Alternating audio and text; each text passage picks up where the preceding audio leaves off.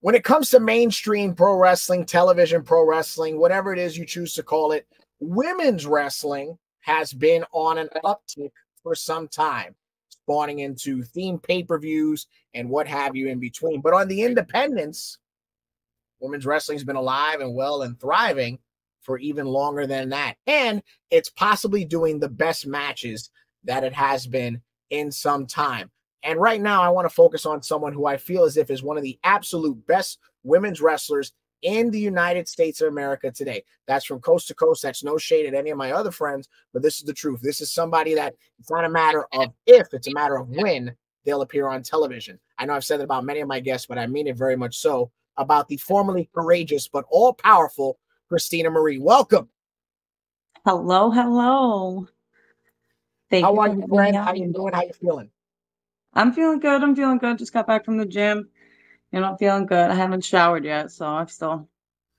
That's fine. That's fine. A lot of my look at that. I go with this jack sometimes in the ring. But... Hold on, we just gotta. Can we get an appreciation for that? Look at that. Look at that. I tell you, I'll post, but you could bench press me if you want. My bench ain't that good though, but I'll put you on my back and squat you all day long.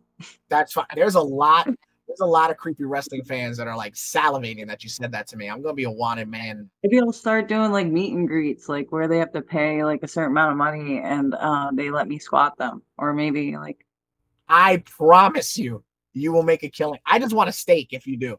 Once you make my legs would feel like after that, if people had a line, I'd be like, oh God, get my belt. Well, you would have to do it like a workout. You'd have to have a cap in like 10 or like a rest in between each person, right?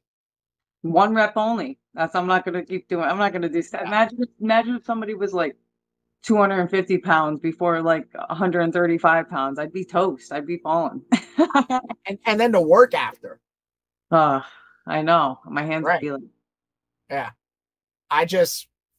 If that actually takes off, I just want like a steak. It could be an 8-ounce small. That's it. But it's like Chris Brown. Like he's like $1,000 photo op, you know what I mean, with these girls that want to take pictures. Why can't I do something like, oh hey, like, or I could pick them up and take a picture while you want to be in my back, $150 photo op. No disrespect to him, but I don't know if he still does it. I remember when people were paying to get chopped by Greg Valentine like $50 or $60, and I'm like, if he made an extra 200 just doing that, he's doing better than me. I know that. Mm-hmm. I got to tell you, I first met you in 2021. I believe it was 2020 or 2021. I can't remember. I think it was 2021. It was my first time at at what is now known as the Battleground out there in Pennsylvania.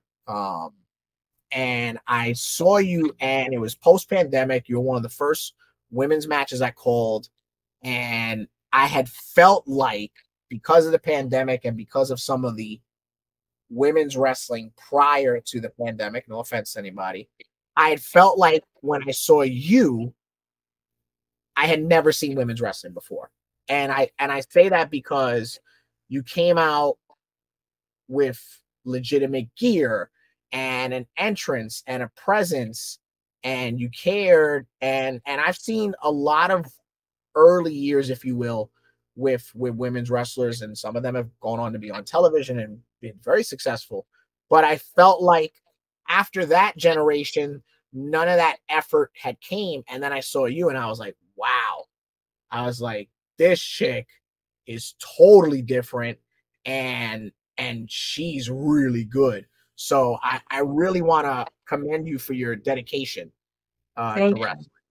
Thank you. If I had to guess, since you said 2000, we're saying 2020, I'm trying to remember. That was when I was actually wearing like my courageous gear. And I had, all that gear and stuff like that. I love that gear so much. Actually, that was the courageous gear, the courageous gear, and that was the blue base with the red belt line. It was basically like your Captain America stuff, right? Yeah, same with the USA one that I had. Those two were my favorite. Yeah. Absolutely. It's funny that you say that, because like I know my look is a little different now, but there's going to be a new transition eventually. I plan on going back to gear. Okay. I'm just like really excited to kind of combine the two of them together. But the fact that you appreciate, like, when you seen me. You know, I worked very, very hard, and I remember during the pandemic, there wasn't a lot going on. You know, there was only a couple Yeah. of promotions that were running. Actually, Titan Championship Wrestling was one of the few that was running during the pandemic in Jersey. Yep. I actually had my page. Those parking lots, right? Yeah, yeah, we did like the parking lot, and then we did the field that was in between the two roads that were with the fire department and Yes. Yes. Seaside. It's like near there. I can't remember exactly. But that's where I met, you know, Mimi, Notorious Mimi, Vicious Vicky, and all them. That was that roster.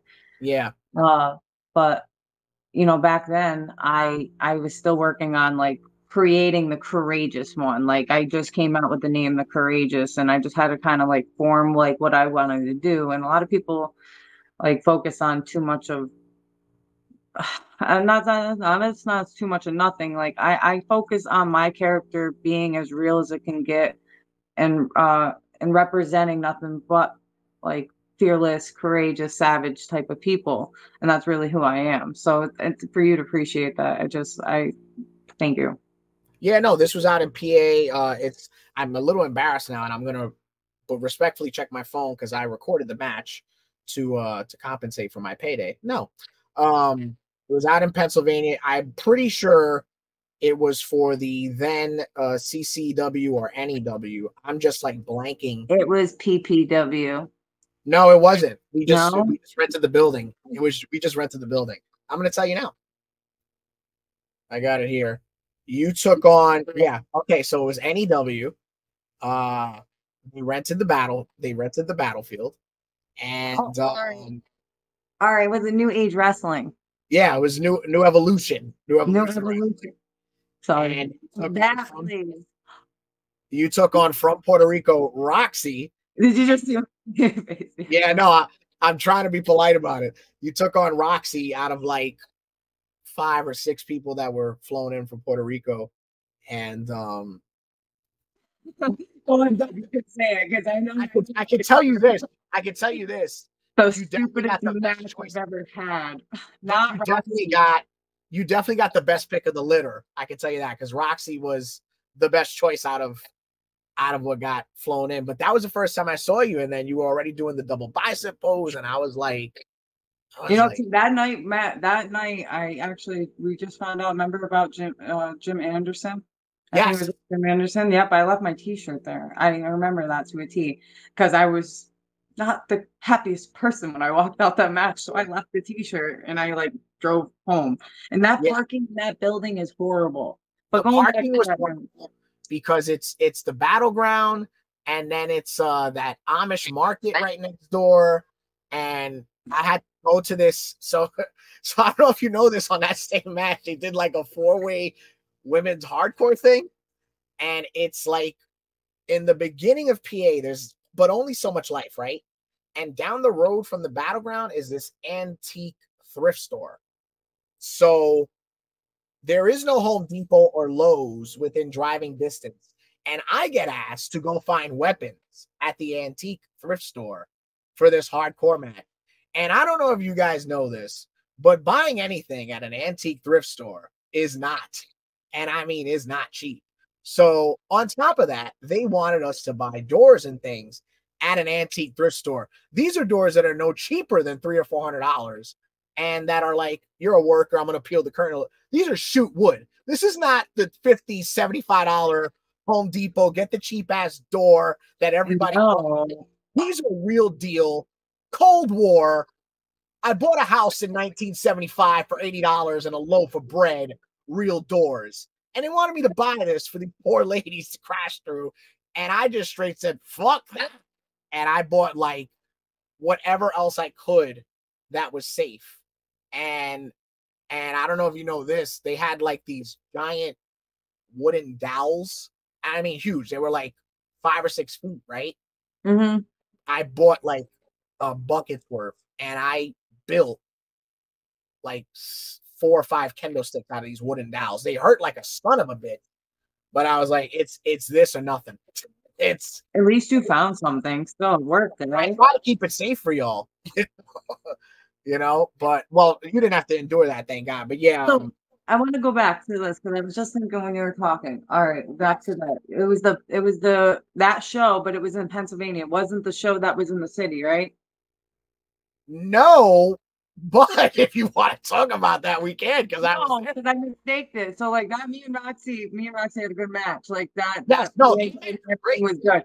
But if we're gonna talk about the other one, no, we're not gonna talk about the other one. But that's why I made the face to you because I said that was So the night hold that on, because I Jimmy said. have a very, I'm still in therapy because of that show in New York. Were you there? Because I don't remember you being there. Because I left. I've never in my life have ever walked in the back, threw my stuff in, closed the suitcase. I think I walked out. I think I seen Papa Don. I think I seen a couple Ramadan was people I there. knew. Christina Marie is mad. Like mad. Can I tell you, until this very moment, I never knew that. So that's why I thought you were looking at me actually. So I was like, shit, I man. never knew Yeah. that. And So maybe off camera we could talk about that night, unless you want to talk about it now. I don't give a shit. But oh yeah, yeah, but it was a very non-communicating match that had to be on first because I was doing a double booking and I didn't know what the hell was going on with the match besides the beginning of the match. it's not supposed to work. And then the other two girls that I was wrestling, Okay. besides being partners with this other girl I was going up against, they all speak Spanish. So they decided to say, "Oh, Christina doesn't know Spanish." So I guess so that's why Okay. I refuse to work with them people. I'm not going to name people, but people can Right, put right, two right, together. right, They'll look right. up the match now. But like I just that was the night that Jim Anderson I left my shirt. That's why I was mistaken those two nights. Yeah, no, the gym one. What? So to your point, that first NEW show, what's unfortunate is that Big Jim was at that show, Yep. and then the next one at the Battlefield, either the following month or 2 months later, In unfortunately, the between city. the time Big Jim passed. Yep. Um, and then the New York show is a whole different thing altogether. I didn't go back after that because I think it would just intertwine with my bookings, like my dates. Well, plus the company ultimately shut down and changed Oh, hands. I And don't even know. oh yeah, that's an off-camera conversation. God bless the Elks Okay. Lodge, I'll tell you. Um, Perfect. that's all right. I promise if I ever run a show, I will put you in the best environment. You can even Listen, charge me. listen, You I'm don't even not. have to give me the brother rate as long as you're comfortable. So look, people think I'm expensive. Okay, it's just because I'm all the way up in upstate New York. Like you gotta accommodate my travel at least. You gotta like talk. Like you gotta understand. Like, and I'm the Yeah, only one driving half the time because most of the time I gotta drive to my next booking. So yeah. it's like all planning. But I can tell you that when it came to, because we can talk about this now. We couldn't find anybody available when we wanted to book you at Ace in your skill set. That's straight up what it was for. I didn't find you to be expensive. Neither did Mike, the promoter, as his right man. We were just like, there's nobody at her level available. Because unfortunately, that does happen with a lot of wrestlers, right? Um, yeah, sure. The idea is, well, if you're good, you can work with anybody. Well, sometimes it doesn't pan out that way, and sometimes you book these matches that you think are going to be these five-star 1 million hits on YouTube, and you're like, what was that shit? absolutely, I agree. Yeah, so that's we try to do what we can, but I don't think you're expensive. And then I put it to you like this: if you're expensive, some of the other prices I know are I know, yeah, that's what I mean. Everybody has their price, but a lot of people are firm. yeah. I think everyone's just intimidated to negotiate or like at least like try to understand. So, like a lot of new companies when they try to reach out to me, it's not that I wouldn't want to work for them. It's just like they need to be established a little bit before I reach hand out. Last time I reached out I let my hand out to a company was Capital Championship Wrestling, and I was with them for so long and Yeah. that kaboom, you know what I mean? Like, and I said, I won't go to a company unless I'll ask some opinions about it. But I'm booked mostly. I'm very committed to my companies. I'm, the Empire State Women's Champion. I'm the Immortal Women's Champion, and I'm the SPO Women's Champion. So even though I haven't really been at SPO, just because dates have kind of like fell in between months and stuff, but I'm Yeah. still their champion. So it's just, but there's days that just mess with the other ones. You know, I just debuted like Northeast wrestling, which was cool. So Are you at a point where you're looking to do more across the country? Where are you at with yeah, that? actually, you know, my goal, I know I haven't been signed. I've actually, you know, my goal is I'm getting my passport. It should be actually coming in like this week or next week. But my goal is to get like a picture of the states and even like international. And I want to check off every state as long as I'm doing the indies. I want to check off every state Right. and do that. And I'm actually pretty excited about it. Like you get all like because I want to reach out to these companies and like I really want to get like I just want just let me just give me a chance. Like even if you let me come in for this, let me shine. And then if you like me, if you don't, if not, like I still can I can at least say I gave it my all and I did my best. Right. It's an experience or a platform or it's both. Mm-hmm. I think there's no reason you shouldn't have either one of those things. So I I'm hope definitely more. trying to get out more west. You know, the most west I've been out was Mission Pro, and then Oh, yeah. Midwest, MAW, Yeah.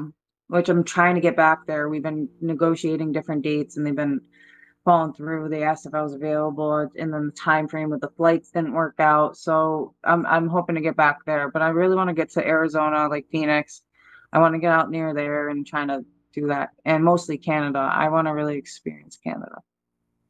All right. That's good to know. I got Canada on the radar for next year. Just vacation, not for the wrestles. But I hope that goes for you. It's tough. It's crazy because I see it from your spectrum of being in demand in your territory, where you are, right? And dates not lining up. And then in my case, it's like, well, we already have an announcer. So sometimes it's not even a matter of want, it just it doesn't line up. And I Yeah, think people don't, including talent, people don't realize that sometimes it's just the stars truly do have to be aligned, right? yeah, it's true. Now, I one of the things, because you mentioned your looks, and I want to get into that, especially one look in particular. One of the things you mentioned were your looks, but I feel like as popular as you are, as well known as you are, because it's true, you're very well known in the Northeast. You know, what was your formal training? Where did you train? Where did you start? I think that's a big part of your journey that needs to be explored. Absolutely. I actually trained out of a school called Extreme, a wrestling alliance. It was out of Albany, New York. Okay. Then they kind of relocated to like another town near me, but they're no longer training people. They're no longer open. During the pandemic, it came really hard to keep the lights on. Right. The person who ran the school was called Jerry Idle, and who trained me was Shockwave the robot. And Jerry Idle did train me as well, but Shockwave the robot did train me for about 6 months. Very technical wrestling, a lot of my footwork. Um, so my inner, my core stuff is still in my head from what he taught me, and then the rest I kind of learned on the road. Getting Right. there early, what he taught me is always, you know, get ring time before your shows, like stretch, warm up, like and run spots with your opponent or whatever Right. the case is. But he taught me the technical wrestling. Other than that, I was really only trained for about 6 months until I kind of like veered off on my own, and I almost lost my training because you're not supposed to take your own bookings until your training is done. And I, as the badass I was going through some times where I was like, I'm training with guys. I have a guy trainer. I need to know what it's like to work with girls. And we Yeah. did the birthday party. So the school ran a Yeah. birthday party. My very first match was Toxic, Toxis. And she's no longer wrestling. She's a mother now. But she was this big thing in like this Michael Myers jumpsuit with some crazy, like insane clown posse hair with some face paint. Okay. And I wrestled her, and I was green as the grass can get. Like she Right. walked me through that whole match at the school, and she hit me up actually a couple weeks after that. Now I'm 6 months into training. I can't take on my own bookings. New England Championship Wrestling in Massachusetts, Boston, Massachusetts, was looking for a girl for her to wrestle, pretty much like a squash match. she messaged me and was like, hey, do you want to do the same match, but like similar here in Mass? And like, they were like, $75. And I was like, that's 3.5, 4 hours from me. I was driving a Trailblazer, a 6-cylinder at that time. And Wow. I made the decision on, I could jeopardize my training. Or do I really just kind of go and then maybe I don't nobody finds out? Yeah, right. And we Oh wrestling. no, it gets out. It gets It's out. my first like independent. So I told my Yeah. friend at the time, a former friend of mine, Megan, she hopped in the car with me and we drove the 3.5 hours for me to have a 2 minute, not even, I can't even, like a 2 minute match just for me to lose first the beginning of the match in a fair, Boston, like the Boston Fair, and it was like boom. And then like I went to training the next Monday, and um let's just say Shock wasn't thrilled with me, and Jerry kind of understood, and I said I wanted to experience girls because it was an all girls show. So Right. at the time, and I knew Mercedes, I knew Sasha Banks, aka Mercedes, um used to wrestle there. So the fact that I was wrestling there and I got the chance to get on because a girl I made a connection with. Mm. And I was always socially awkward with like talking to girls. I don't know what it is. I think a lot of girls just are intimidated by me. And Right. I'm gonna clear the air. Like, there was a lot of rumors. Like everyone thought I was gay. I'm not gay. No, I'm not against gay people. You know what I mean? Like I have I would have gay I friends. I would have never. I mean, even saying this could be misconstrued as offensive, but I would have never thought that. And if you were, okay. But like I think girls were just like off with me. But you just gotta get to know me and like Yeah. just hear me out. And like I look intimidating until you talk to me. Right. Um, but I But that happens in wrestling in general, even with the guys, because then it's like, oh, that guy over there, because he's a shooter, he's Oh probably got yeah. a temper or whatever, or the quiet one is the one that you could bully around, which is also a stereotype. But that, wrestling and rumors are sadly like peanut butter and jelly, right? Like Mhm. that's like the word. Don't worry about it. I get it, but But yeah, hey, so that was my first show pretty much, and then I almost lost my training, and then I kind of just went off on my own. And so since 2016, the summer, like that fall, I ended up started wrestling for Dynasty. That was local company that was oh, here. that's pretty close to you. Yeah, yeah, yeah. Yeah, so that was really big deal because I took a big role in that company. So Was being Kristen very DeVille new. still bumping? At that time, I don't remember her being there in the beginning. At that time, I knew her as a person, but then when she took that break and came back, I definitely knew her. When Dynasty was no longer running, she came to Immortal. Like Okay, Immortal, yeah, yeah. because there was business partners with Dynasty. There was Mike King and Chris Envy, and then they decided to separate their ways. Chris Envy kept Dynasty, and Mike started his own company called Immortal Championship Right. Wrestling. So, and then Chris DeVille went back to Dynasty, I believe. I think it's closer by too. Yeah. But that was my first show back in Boston, and then after that, I lost all my training. But I just figured everything out on my own. Most importantly, because my trainer didn't want me to be anything that I was now, like or anything I was beforehand. The person that Right.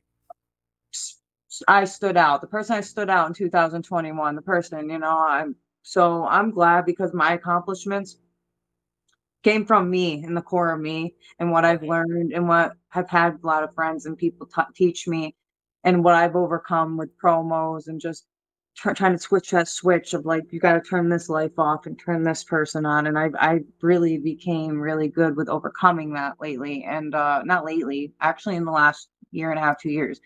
And actually, the best part is that my gimmick and who I am is technically me, just in a superhero glorified Yes. savage in a sexy kind of way. It's just like in a fearless, you know, bravery that's just trying to prove that you can do anything as long as you face your fears. Like you have to have a little fear to face your fears. I love that. So just kind of like the whole CCM, Courageous Christina Marie. It's just kind of always been, it rolled off the tongue ever since, my mom passed away. It just clicked. It clicked right there. Like, you know what, that word, instead of fearless, like I'm not like Nikki Bella. So I was never really a fan. Not that I was against it. I never, like, I didn't nothing about I wanted to copy. I wanted to be something different because you get all these people that name different names, and I was like, I don't want to change my name. I couldn't even think of a name. My name is really Christina Marie. Just my last name is different, obviously, but that's Right. my first and last, my middle name.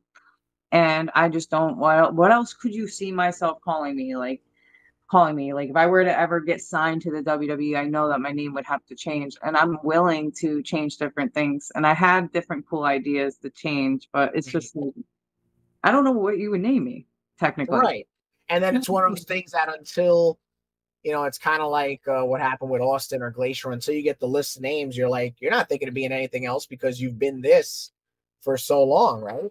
Hmm. It's very much like, well, he's Prince. No, he's the artist formerly known. No, he's Prince. It's tough to go. I mean, hey, we all knew who Brian Danielson was for 10 or 15 years, whatever it was at the time, and then he became Daniel Bryan, and we were like, what is this? And then we had to flip back, So Yeah. everybody, even top stars, go through that. But I I find this very interesting. So, what specifically female, what female wrestlers did you identify with? If it wasn't the likes of like the Bellas or that Divas Championship era, what female wrestlers were like, oh, that's the one I want to be like?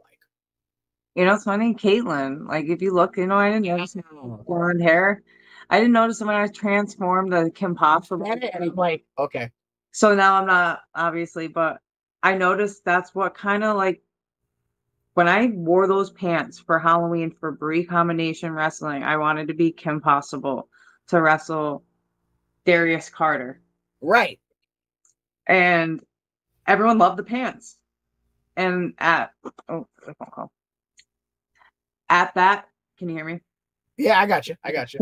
I got a phone call and I clicked it. Fine. But at that moment, everybody liked the pants. So I was like, maybe I'll rock some pants here and then I'll wear my gear here. And I was just starting to wrestle for MCW, and I was transitioning into from my gear to my pants. Right. And then I wrestled there with my pants and they loved it. They loved this badass heel that Yeah. was just so cool. But I knew a lot of people wore pants, death matchers. You got a lot of like But Spanish people that were not so much women. You're true, making but a very good there's a argument, lot but of women that wear camo. There's a lot of women. that I was like, oh, that's different. Because So the black pants, I knew it was Kim Possible immediately because I'm born in '90. I watched Disney every afternoon. So when I saw, I was like, oh, she's Kim Possible. That's awesome. Because everybody rips off the same stuff, right? mm-hmm. So to me, that was like such an out of the box look that I was Yeah. like, that is brilliant. But I also thought it was for the Halloween show. I didn't think you were keeping it. Yeah, so that's what I mean. I wasn't gonna keep it, and then everybody liked it, which I didn't keep that top. I found like the onesie top that I had and made Yeah, up. that's what I figured. So and everyone loved that because it reminded them of like Lita with the thong in the back. So it's kind of like a badass sexy look. So like I was like, okay, that's a little. I get it now. Like, but when the people start seeing when I started seeing what they like, at the same time, I know it's always about what you like. I like wearing that stuff. But Yeah. sometimes I'm like, is it outplayed? Like I don't stand out. Like I remember being in a locker room at MCW, an all women's show, and every girl's wearing all shiny, either pants, one pants, this, that. I'm looking around and I look down and I'm wearing my green camos when they fit good on my pants. And I was like, when my hair was freshly blonde.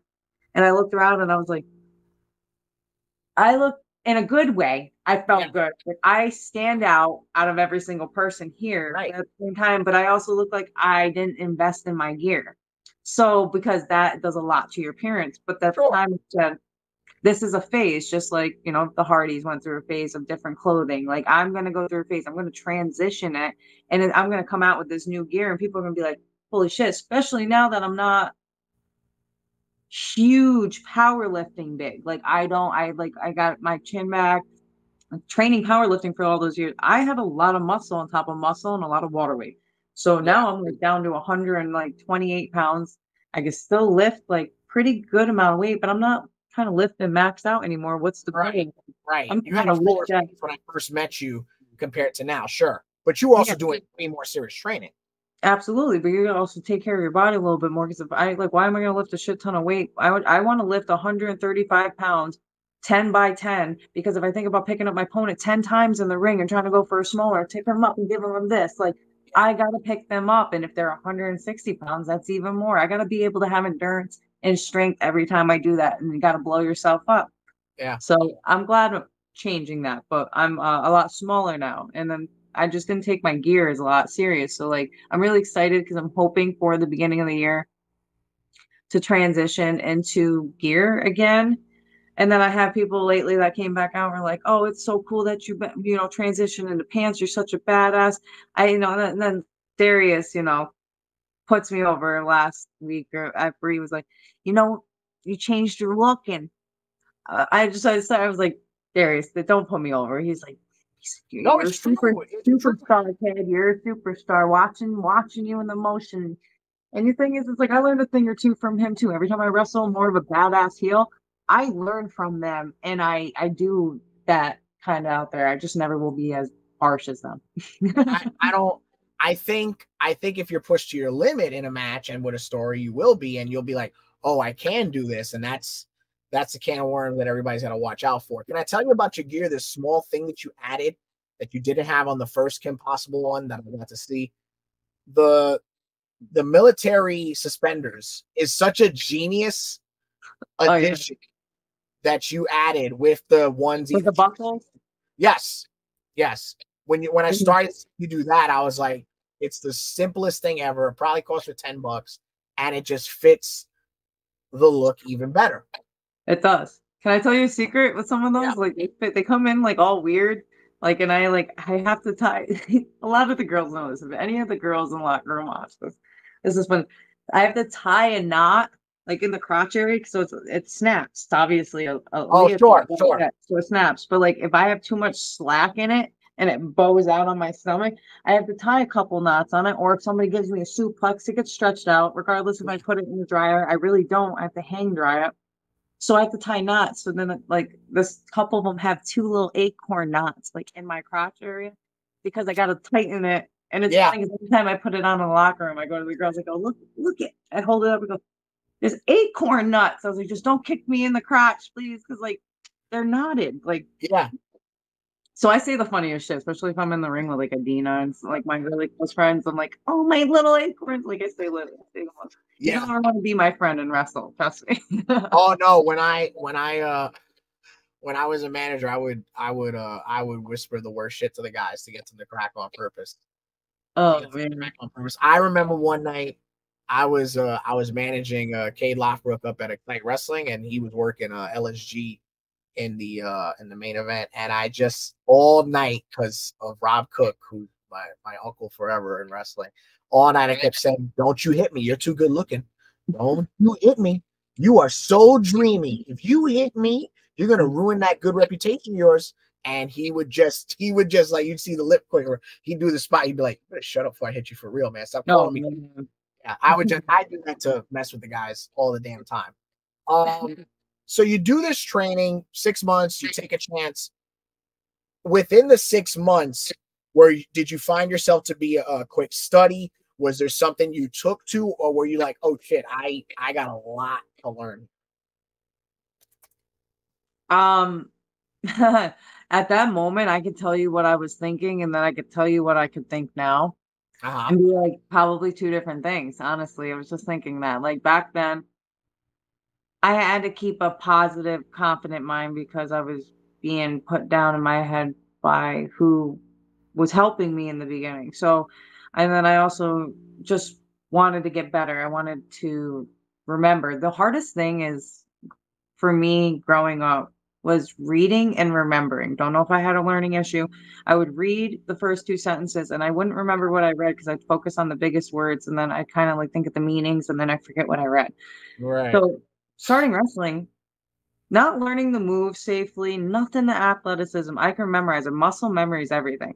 It was memorizing psychology and then trying to overthink and not overfry your mind in the same quick process that you're trying to do something like when you're selling, speed up, pull down, like all this stuff. Yeah. You're trying to it's because it's over learning. It took me a very long time. So when I was going through that, like after training, I was trying to overlearn so much stuff that it just wasn't making sense to me, like the psychology. I'm like, Mhm. like heel and fit. Like it just, I kept thinking like, oh, I thought it was this and this. And I would ask people, some people would say it was this. Some people, I didn't never knew what I was learning or what it was going to be true until I actually just was like, let me sit down and start studying old wrestling. So I did. And at the time, I had my ex-boyfriend at the time. We watched wrestling all the time, and he always like helped me with the psychology in the beginning of my wrestling for sure. So I just kind of, it finally clicked. Like I think I made a video on my Snap. I was outside of the Ridgefield Mecca. It Yes, popped up recently. This was like 3 years ago. 3 years ago it popped up. It was 3 years in memory. I literally walked and I do like little talking videos. So then I check in a couple of years and I could see where I was at thinking about something. And I said, I think now I'm at the point where there's no worry. Like, unless like there's no worry in my matches. Like I can literally show up somewhere. Like I showed up there. Do you remember when I wrestled Danny Mo? I flew in from Mission Pro, drove 45 minutes in my city, flew there, and I got there and I threw my shoes on deck and I was like, walk and talk, Danny, walk and talk, let's go. And she was hurt from the night before. My neck was hurt from wrestling Tiffany, like, and having like that match. I hit the stairs and stuff. But oh my God. That's right. That was the night before. Yeah. But that was the video from that night. I'm pretty sure that's what it was. I walked outside and I looked at my phone. I said, there's like no worry anymore. Like the only thing I think it's because we build these work relationships with these amazing people like Danny, like that's my girl from, you know what I mean? Like I think about all these girls, like, you know, Vicky, like this was like waiting to happen. Like me and Vicky have been waiting to wrestle each other for a very long time. So that was also another thing, but just no worry anymore. And then like me and Vicky were looking at each other before we went out, and like me and her from a couple years ago, and then looking at each other now, we are not who we used to be. Not at all. We aren't. We not like. And I have.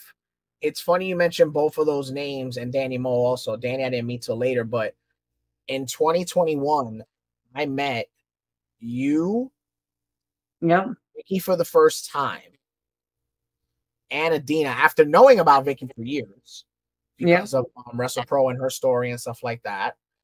But I had met you all, and so I have like a really deep, because that was also when I started getting more bookings and stuff like that. So that match, seeing you guys, this of course took place at Brie Combination Wrestling at the Grand Rumble that just transpired. If I can, I'll edit in clips as I'm talking. The fact that we finally got that match, you and Vicky, on such a loaded card as it is, unadvertised, and you guys, and I said this on Facebook, if you didn't see it, I won't be offended, I'll just cry later. You guys literally had a main event TV quality match.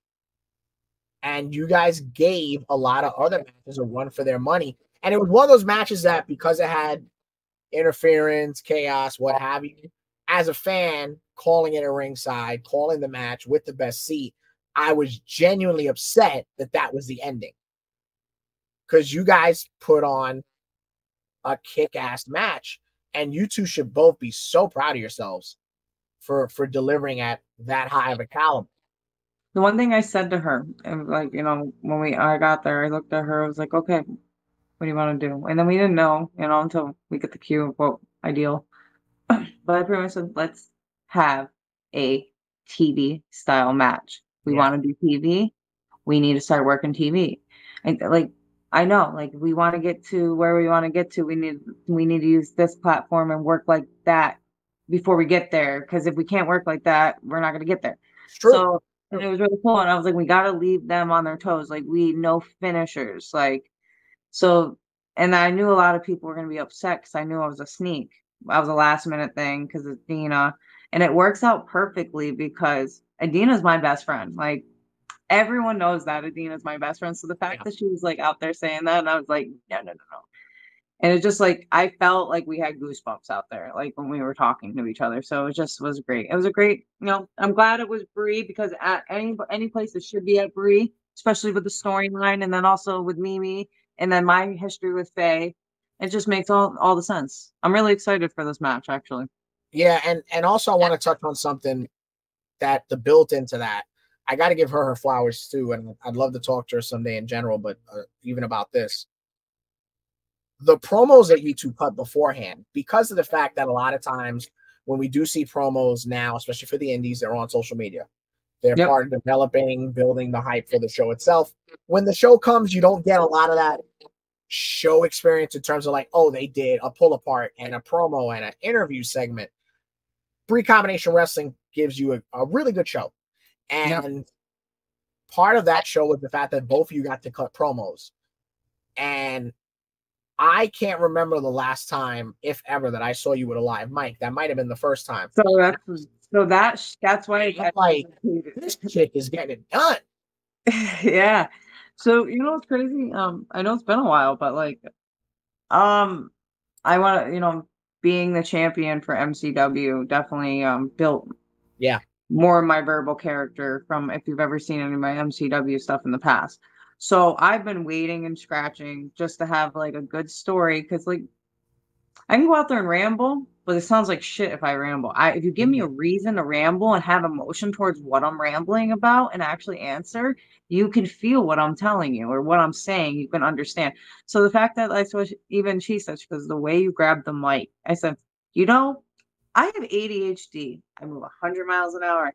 You know how hard it was for me to walk as slow as I did while my heart is like this Yeah. and what I love, knowing I'm gonna grab this mic. And I said, and then once I spoke, it was like none of that was gonna happen. It was like I was talking to everybody in the room like they're my friend, like, or I'm like calling her out on whatever. So it felt so natural and it just kind of wish I gave a little more, but I don't need to give you guys all of it or give everybody all of it because it's itching to hear what I have to say more in a storyline. So I'm really excited. I'm not I was really excited that I was getting my time. So that was a great moment. Thank you for pointing No, that out. absolutely. So keeping in kayfabe, now I got to put you in the hot seat, considering that you had this stellar trial by fire against Paris Carter, considering that you finally got to have the match against Mrs. Vicky. Are you at all conflicted? Do you have a preference over which championship you'd rather win at this point? I mean, I would love to win them all. Don't you know? Like Right. I'm collecting belts after belts, looking over this phone right here. I see them. Um, I definitely, being that I've never had the opportunity to have my title match, being the 2023 Queen of the North, winner. I want that because I fought very hard to get that spot for that championship. And I think at the time, what was it? Lala that was carrying that title? I believe so. Yeah. Yeah. So, and at that time, everyone like forgot about me, which was, but once I called, them up and they were like, "Oh, Christina, okay," like, and Vicky wasn't gonna expect me. Right. So, but Darius Carter, Yeah. for someone to beat him, that's clever. That's when he was not, that was probably like when he was off, you know what I mean? For me to beat him would be a tremendous, like a great accomplishment, but I don't think I have to beat him to feel any more than I already did when I actually was able to fight him in the ring. Like I proved myself. I can get in the ring with him and go through war for a championship that I don't really care for too much, as much as he cares for. I'd rather go after Vicky's. Okay. That was a very, very well thought out answer. I like that. I like that a lot. You talked about your training and your conditioning. Now that you're obviously extremely popular and will continue to be, what are you doing to stay in shape, to stay healthy, to stay fit? Because now you're at that point in your career, because you're in demand, you're getting a lot of wear and tear. Sometimes you're wrestling 2, 3 times a weekend or 2 times in a day, and your body's getting a lot of shock absorption. How are you handling, that wear and tear? Especially on the weekends. If there's a couple matches at a time, it's very hard to do a lot in between, especially with travel, because I travel alone most of the time. So I'm mostly driving. So the benefit I could say that I've changed was my vehicle. I used to drive a Civic that was standard. I was consistently shifting at all Mm, times. And it was bucket seats. She needed to go. It ended up putting more strain on my legs, everything else. I switched to a better car, automatic, um, and more of a comfort, of a longer distant drive. So I started changing that. That did a tremendous amount of Yeah. fun already Yeah. because I don't know if it's the wrestling half the time that I'm beaten up over, which we know it's the real. You're getting beaten up over us, but it's the commutes of the drive, sitting in the seat and driving Yeah. that long. You know what I mean? And I don't even get to lay down most of the time. Even if I decide to ride with people, there's never a chance that I'm laying down. It's usually I'm in a car full of Yeah. people, or I'm staying awake to keep that person awake, or they're just staying awake with me while I'm driving. But going back to my fitness is I do take baths, Epsom salt baths. During the summer, I really don't because that's a very hot thing to do. Yeah. So what I end up doing is I try to do a lot of like cold baths. I try not like freezing cold, but like enough to like shock my body. Mhm. I do a lot of aminos. I take a lot of aminos with a lot of water. And I just rest is a key. Like I used to go and almost fight through the pain. I realized if I'm really hurting, I need to chill. I need to take a break because Right.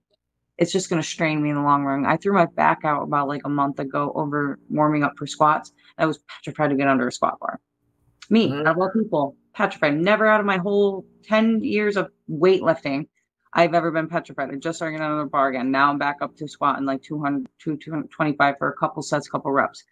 And I'm lighter than I ever been, which makes me feel good. Now I gotta increase my aminos, or my Right. aminos, and like all that stuff. So it's just like I rest. Like I work basically a full-time job. I sit in a chair most of the days and do surgery, and then I'm up walking around Yeah. doing a whole bunch of things. So my left side is, excuse me, it's fucked right now. It really is. Like I could pop my neck. I need to get my neck lifted. It feels like I have 1,000 pounds on my head right now. Every time I try to pop my neck. So I made appointment to get adjusted, and then I made an active release massage appointment done to get done. So I started now getting a lot of body massages done that I didn't do when I was powerlifting, which was not the smartest thing to do during because you got to Little recover. bit. Yeah. Well, imagine 8 years now, I haven't done anything to do it. So I've been going to get massages done. I try to get that done once a month at least. Yeah. A lot of sleep, a lot of recovery, and making sure you're just eating good. Like you can't eat a shit ton of sugar. You can't eat what your body's gonna feel like shit after. So at Yeah. this point, it's not even like eating to stay fit. It's just eating to make sure you feel good. Make sure your body feels Mm. good. You get Yeah. good It's like when you protein. eat. It's when you eat something bad. It's like but only so rewarding. Yeah, And you don't realize when you eat like chicken and cutlet, broccoli, and brown rice. You don't get the same satisfaction as like a candy bar. So yep, absolutely. you just don't know. I think you touched on something. You might have been the first person in a while to like talk about it here.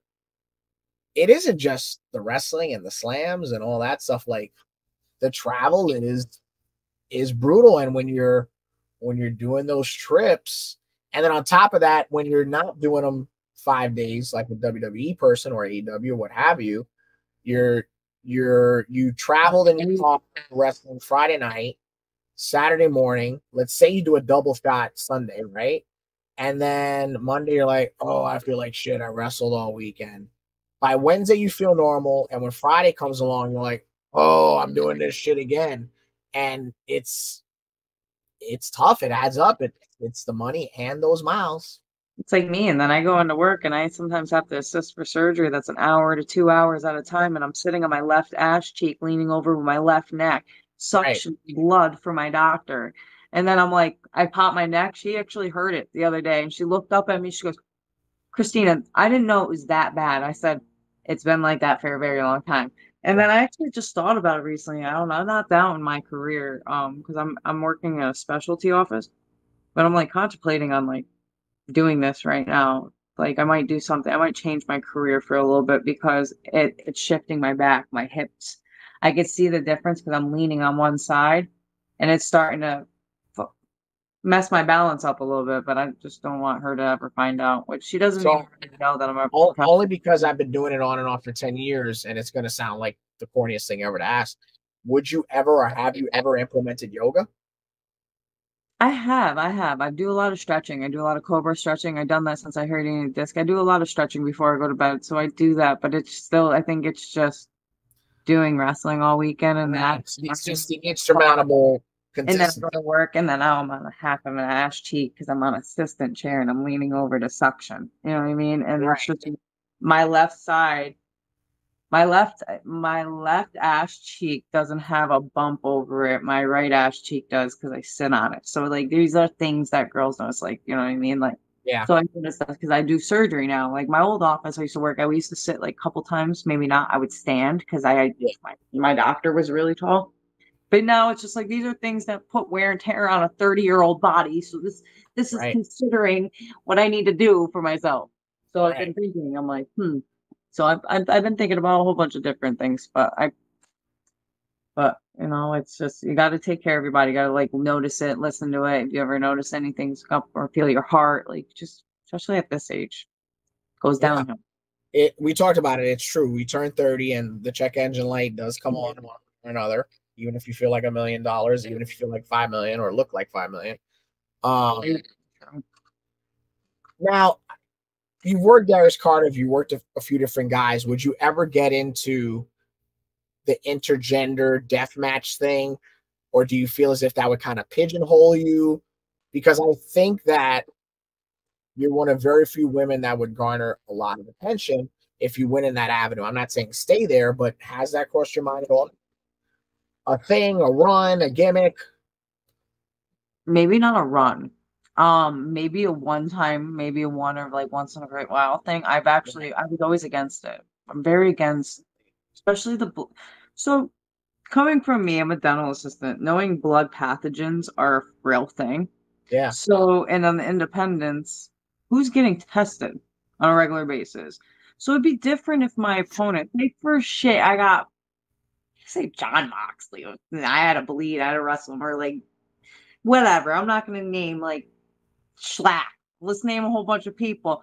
I would be like, okay, I want this much money. What exactly do you want the max to be? So I understand I gotta mentally prepare for myself to get cut, my body cut.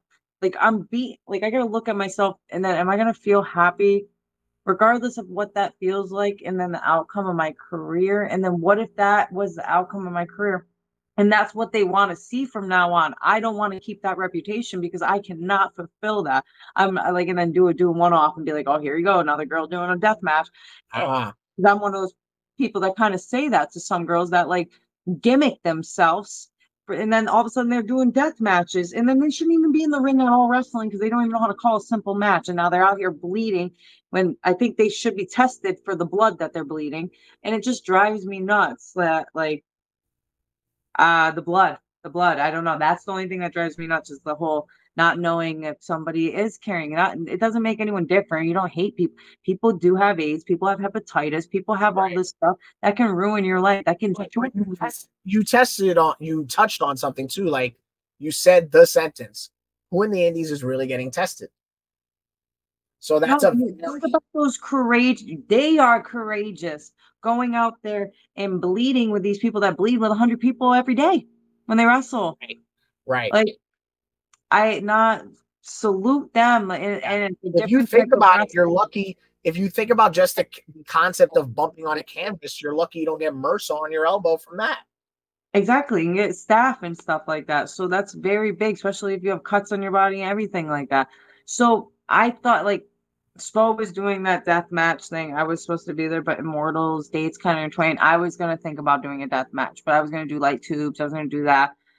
Kashmir was totally okay with like that at the time. JP wasn't. JP was like, "You're not doing a death match." I was like, "It's not a death match. It's just I'm light tubes." He's like, "Out of all the things that you want, light tubes, like." Because they're toxic. I said, well, I had a friend that passed away. And when I was 15, I went down in his basement, he had a drum set. He did like flips on his drum set and he had missing front teeth. Like he was an insane guy. And he used to smash light tube all over his head. And I never knew wrestling then. And every Right. time I see light tubes, I'm like, my friend Nasty Nate. And then I said, if anything, I was ever going to do a tribute, I'd be light tubes. Like I told Sonny, I was like, Sonny, let's go out there. You can hit me with some couple light tubes. And then, well, my father heard about it and he was like, don't you dare. I was like, oh, but That's like, where the line got drawn. the bleeding. You got to really be considerate. Like, do you really think one match of you going out there and doing that and then maybe leading the wrong way of attention?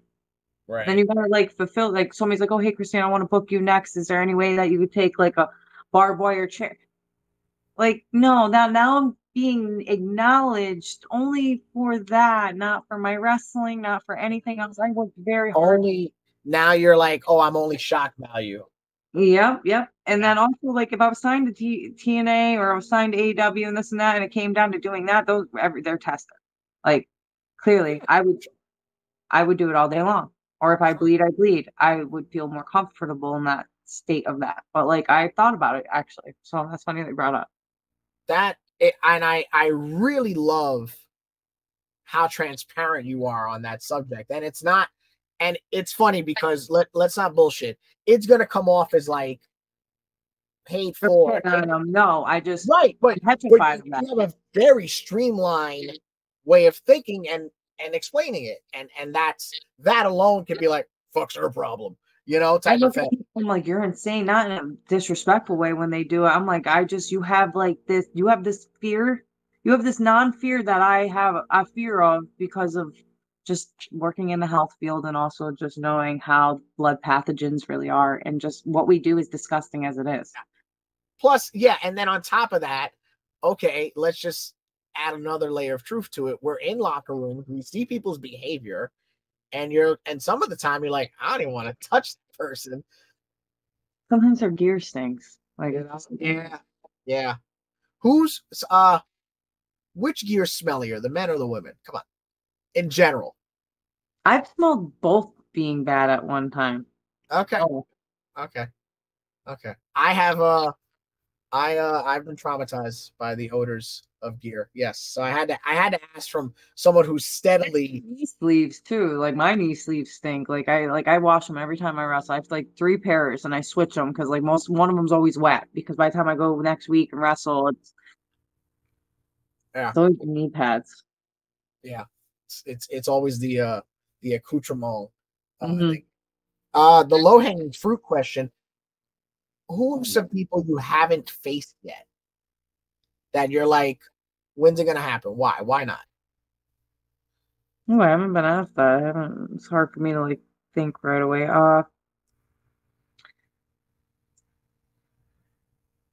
Jody Threat. I'm surprised that hasn't happened yet. After me, her, and had like a fatal 4-way for like this company that was out in Ohio at the time. This guy David Torres was running it at the time, but we did like a fatal 4-way, and I had red hair too at that time, and like me and her just our spots. And that was when I was wearing dance gear. I wasn't even wearing courageous gear yet. I was later. It was like 2017. That was like the first year, and I never got in the ring with her again. Were you a And it's dancer like, or you just had dance gear? it was dance gear that I resembled as like gear. Like it was like dance shorts, like black shorts, and then I had like a black top with like one red side and one black side, and I had like this crazy Oh red yeah, clothes. okay. Yeah, I knew many a woman when I started in 2014 and 15 that they would wear the dance gear tops. So when you said that, Like, it's on like, oh, Amazon, that's what you. could start off with gear and stuff like that. Yeah, that. So like her, I'd definitely say her. Um, Honestly, it's funny because I said this into the universe when I was on my photo shoot with Modern Myth when I was in Florida recently. Because I took the scarf over my face, like my photo shoot, and he took a couple pictures, like, all right, you got to actually like undo that because he's like, because he takes photos of Eva Lise, and then he goes, it's kind of like Eva Lise's thing. I said, oh shit, I totally forgot that was Eva Lise's thing. And then I said, Yeah. hey, like, have you wrestled her? I said, actually, I looked at him, I go, no, I was like, I'm actually surprised. But now that you speak it out into the universe, I believe that shit will happen. And then I went to go to Immortal. He goes, September, you're wrestling Eva Lise. I said, I believe that shit. I believe that. I don't, and it's funny, not that I have any clout because I don't. But I want to point out that it's funny you say that. I do have a little bit of mojo because I spoke into the universe, as the kids like to say, Willow Nightingale getting her dream match. Um, I'm trying to get the name here. And it was Willow. I asked her who she worked. She said, well, I worked this person at the Jericho cruise. You want to work Sheeta. Hmm. And like maybe a month or two later, she was working Sheeta on Collision. So you never know. There's a little I bit. wrestled Cheetah. Okay. I wrestled Cheetah actually, and How did that go? it went good. Actually, it was one of my favorite matches. It was in Buffalo with the blue gear. I might have to send you that. Oh man. Yeah. Yeah, it was fun. Yeah, she's actually a little bigger than I thought, like taller and stuff. For me to pick her up it was like a lot, but like she went to go give me like a suplex and I got on like a rear choke with her. She ran me in the turtle buckle. I remember that was one. And so that one of my fears is like not being able to understand my opponent call a match. And like AEW has always hit me with the crazy challenges, and I always just she knows a little English, but like we called the and it went exactly according to plan. Like it went exactly how we called it. And I felt great about that because I was like, she tries to talk to me in the ring, I might not understand her. Yes, I wasn't in the business yet, and I had met at a signing Jay and Adam Cole. So this I can't remember what Ring of Honor show it was, but that night Adam Cole was gonna work Liger, Juice Thunder Liger, and they're around these fans, but they were being like super the boys like, how the fuck am I gonna call this match with him? Like he doesn't speak any English, and Jay's like, well, he knows moves and spots. It's the same shit. Doesn't matter what language it is. He's like, just tell the move, and he's got to know how to do it, right? He Juice and Thunder Liger. So I get that, but I guess it's corny. But wrestling is a universal language, from what I've been told, with most people. Not that there haven't been any catastrophes. But you just gotta go out there and work, brother. Yeah, exactly. Just got to go out there, get your shit in, and hope it sticks. Um, The truth. and here's something I want to ask you, because I asked this of Gabby Ortiz and Emily J.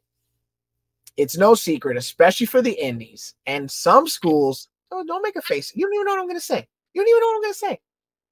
Some schools will even encourage you to do this. Is your overall experience on OnlyFans positive or negative?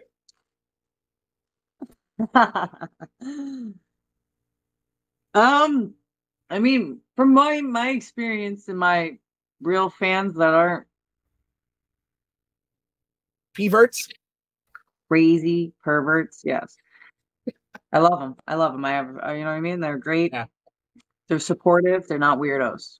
They don't make shit weird. You know what I mean? And then go get professional photos done and stuff like that.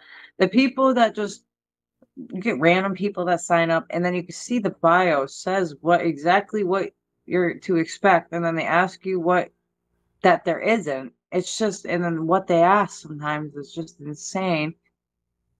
To be completely honest with you, is like I had to take a break. Like it's been like 3 weeks since I logged into mine because like it's so over mentally stimulating to I have a lot like we have lives like for us to tune in, especially when you're going through a lot, to give yourself time, let alone time to your friends. If I can barely take care of and like keep up with my friends and doing what money's money. I don't need money from that. It's good to have some extra money that does come through there with the support, but I don't need to live off that as well. Right. I definitely gave it a try. I definitely am doing it and it's there. Like I salute the other girls, like because they're doing it and it's very easy for them to do it. It's just not more me. I just feel like it's a lot because I also work a full-time job. Right. Like I don't have time to sit here and get pretty. I get up and put scrubs on and I'm out the door by 7 o'clock and I'm not home until 5:30. Like and I'm covered in blood and spit. Yeah, but also, all right, now I gotta do the devil's advocate for whoever's out there, fans, peeberts, whatever. Look, you're pretty as it is. It's not look, you don't have to do that much. Look at that. Look, I didn't even notice that you're up there. Look at that. This is wonderful. Look at that. It's like a modern day Raquel Welch. This is wonderful. This is wonderful. But I'll tell you, I just got it. I'm going to tell you an OnlyFans story. I just want your reaction for this. It's public knowledge, so I'm not airing anybody's shit. It's on my channel before anybody. Okay, let me hear it. What are you telling us for? Strictly on you. All right, here's the craziest OnlyFans request that I ever heard from someone. It's from Emily J. I said, hey, what's the craziest OnlyFans request you've ever gotten? And she instantly goes, Ooh, without even thinking, it hits her. And she goes, somebody wanted to buy my feet. By her feet in Right. general, like her actual feet. And I'm like, your act like photos? Like, and she's like, no, my actual feet. This person wanted them to be cut off. That's what I said. That's what I said. Like they wanted to buy my feet and pay me for them. What in the sick fucking mind Yeah. thinks like, oh hey, like, oh my god, no. Oh my god, no. That's what I said. That's what I said. I said that. I don't know. Oh my god. I'm trying to think of like what the craziest thing is. Half the time when I start reading, it's starting to be crazy. I don't even finish it because Yeah. I'm like, if you say something like this again, I'll delete you. But like, it's I just just want to know if you send that. Do you send that priority UPS? How's that go? the feet. Yeah, fuck yeah. Oh my gosh. Yes, I know. But like, that's technically like that person is that could be like more than weird. All right, that might be What? like serious. It's more than weird. It's murderous. It's murderous. I mean, like I've had people like buy my socks, my dirty socks in the past, and I've like dirty underwear. I've done that before, which I don't think it's really dirty because it's not like you're wearing. When do you wear underwear for more than like a couple hours? I mean, me anyways. I mean, who wears underwear for more? All right, we're done talking about this. I tell you what. I have no filter, and everyone knows that. I'm like, okay, well, still, the most craziest thing I think I've gotten asked was to like keep coughing repetitively, like cough. I don't know, like and voice Sorry, I don't like the king shade, but I'm sorry. for about a minute to 2 minutes. Who in the hell is going to be coughing for a minute and 2 minutes, even if it's fake? Like I was like, there's no way in hell I'm coughing for 2 minutes. And then like I just did never open the guy's message again after that. I'm gonna subscribe and send you a message and ask you to read me poetry. That's that's what I want. That's what I'm gonna. That's what I'm gonna do. I'll piss my pants. I laugh. Oh my Yeah. god. I'm not gonna tell you it's me. I'm gonna be like, hey, listen, how much for a 5-minute video you reading me poetry? Yeah. What if I said I can't read? I'd be like, how the fuck did you get into these DMs then? I would straight be like, what do you mean you can't read? What kind of page is this? What am I at a fucking Arby's? AI. No, stop. No. No. Uh, No. that's funny. That's it. I'm gonna turn my OnlyFans account back on and just how much poetry, baby? Just like that. Um Favorite wrestling move to do. Spear. If the spear wasn't my finish, I would do. Honestly, the favorite move that I actually like to do besides the spear, really, I love getting Germans. I love Really? taking Germans, depending on the person too. Because I think I just don't. Have you ever seen me take a German? You don't know how I'm gonna land. Like you ever like you gotta like look at Jordan. Sound really rude. I think that's this generation of indie workers. There's something about yeah, I get it. You ultimately cannot see where you're gonna go. It's like a roller coaster. When am I gonna win? Oh shit. You know, but Mhm. yeah, I wouldn't no, I've seen worse people take German suplexes than you. You're fine. I took one of the OG book recently, Mercedes Martinez, and did one out of the buckle of the corner from the top. Wow. Ever since I did that, that's kind of like I was like, holy Ava Everett. That was a good match. But then it's like, oh, after that, it's like a regular one ain't gonna scare you, you know? No, when I never did. Like I'm like, nope. Yeah. I'm like, Uh, the worst match I ever had. you or me? Oh, you. I never made it. I only trained for 6 months, and I was like, oh, I'm gonna stay at the table.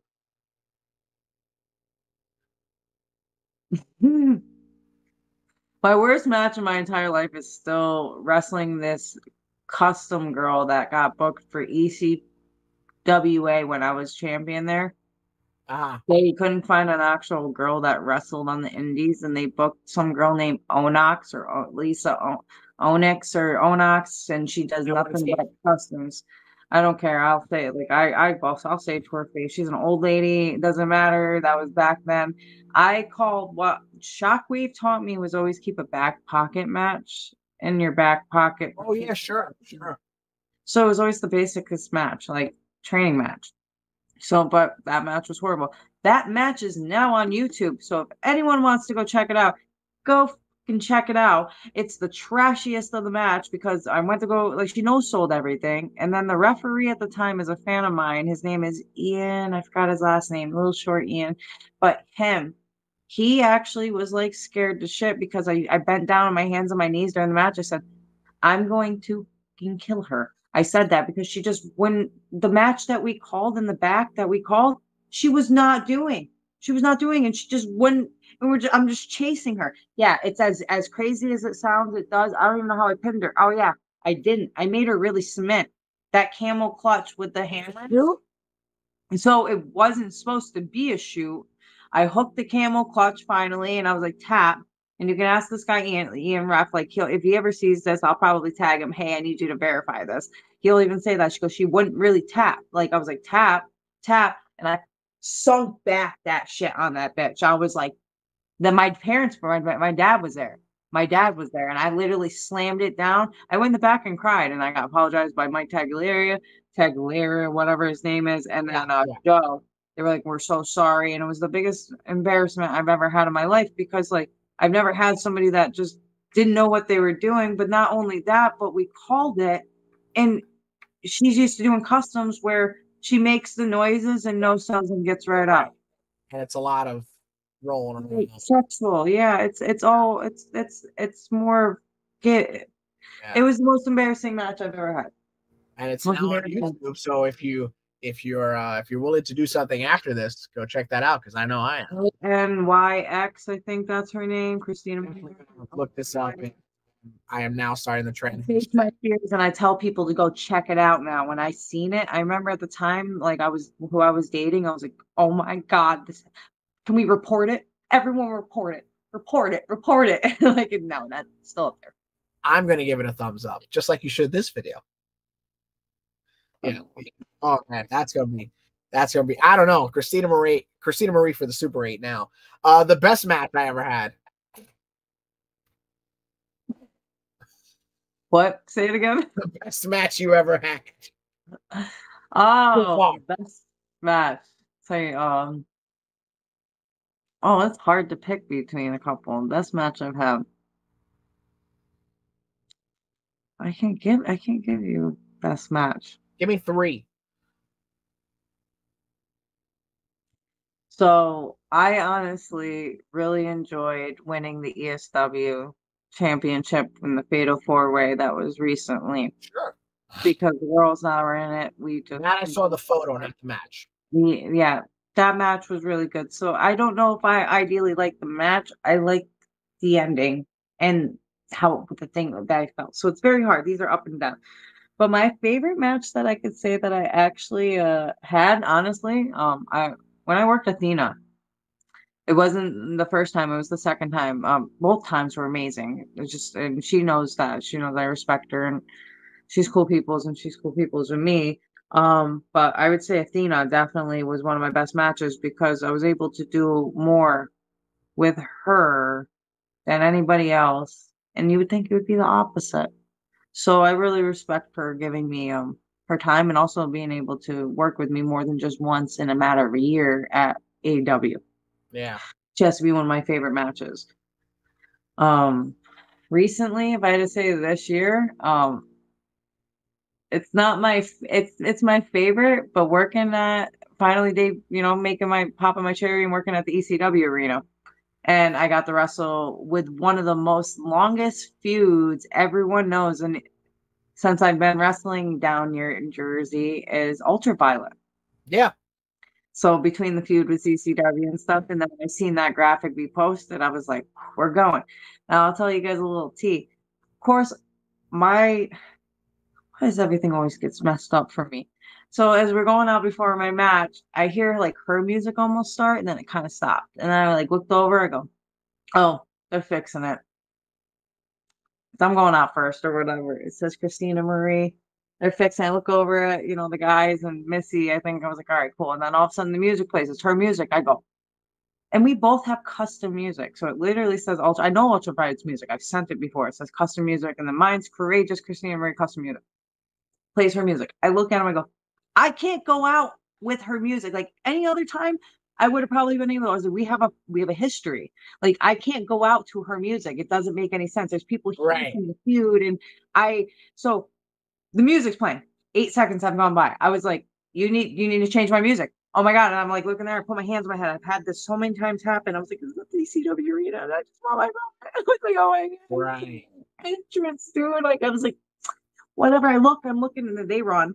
I look at Missy, I look at UV, and I go, we everyone knows we feud. Everyone, can we just start brawling? And I looked at Missy, and then they came back and put their hands up. I was like, don't change the music. I grabbed Ultraviolet because they didn't say no. I threw me out on the stage. I hit my foot on a lamp. God forbid I didn't get heat for that on that stage. That's true. Boom, audit. Real quick, we made an audit. Boom, but I never got my entrance at the biggest part. I was so excited, dude. I was like, I never just got my entrance. And then our hearts were like, so talk about like running everything. The whole match is a fast-paced match. If you look at every match in that whole show, our match was a different type of match. Like it was like a different type of match. And that had to be like 100 miles an hour, and it had to be the most funnest match. Like, and we went out and we did it on in the stage, and that has to be one of my favorite matches with my favorite person ever that I would ever feud with, and that I trust. But you adapted. Yep. You went on the fly, and that's kind of a good worker. So there you go. I was very happy with that. Least favorite thing to work out, to do, least favorite workout? Abs. Okay. Abs, and definitely abs. Favorite workout? And and gym cardio. Gym cardio. I was gonna say that's not. I'm not getting anything. Favorite. Actually, I've been doing gym cardio. We'll just keep this at this end. I'm doing a lot of gym cardio because there's not a lot going on at home. Okay. Right, kitties? Okay. Next question. Personal best deadlift record. Personal best deadlift record. Okay. We keep it going, bud. 451.9 pounds. Technically 452. Come on, let's go. Come on, stay with me, kid. We're gonna be all right. One building that I would love to work now that I've worked the ECW arena. Oh, geez. I don't know what next would be the MVP arena in Albany to be able to wrestle there in front of my home. That is literally what would be the next thing that instantly comes to my mind. Yeah, that's a cool one. Besides yourself, I trust this person to drive to the arena.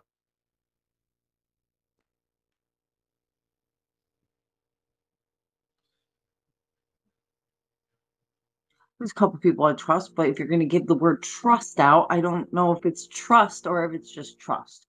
If I give it like indie worker trust, then I can name like the boys, like, the back seats. I've been in the car with them. I can name like off like a whole bunch of people, but most of the time I drive alone. I bring my friend Mike Belli with me, and I just torture him the whole time. He's in the front seat, falls asleep. I smack him, just beat him up all the time. But I don't like, nope. I would say nobody. I mean, I trust people. I just can't false. I wouldn't be easy to be relaxed in the car while someone else was behind me. You're driving to the arena, you got the radio on, all of a sudden this song comes on and you're like, oh shit. Oh shit. Oh my God, Little John and the East Ying Boys, is it? Or something like that. I forgot the name of the song.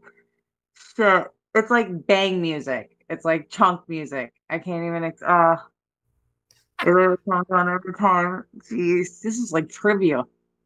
Oh my God. Shit, I forgot the name of the song. I just know it's by them though. It's like probably like called Crunk or something. I don't know what it's called. Okay. I'm just glad I got an audio clip of Christina Marie saying bang music. That's just great. Anyway, That's gonna be my ringtone now. For those of you who subscribe to my OnlyFans, that's a $50 audio clip. Because I gotta eat too. Ding, ding. The one thing I wish I could tell my rookie self. Push yourself a little harder. It's not as hard as you think it is when you put your mind to it. I like that. I like that. Christina Marie, where can people find you on the social medias? You can find me on Twitter under Courageous CM. Instagram is Miss MS _ Christina Marie. Facebook, Courageous Christina Marie. You could check out some of my YouTube videos if you type in Christina Marie versus Courageous Christina Marie versus, and on IWTV as well as Title Match Network. And what bookings do you have coming up? I unfortunately canceled my show this weekend that was in Old Bridge, New Jersey due to a close family member passing away. The following weekend, September 7th, I am in Erie, Pennsylvania.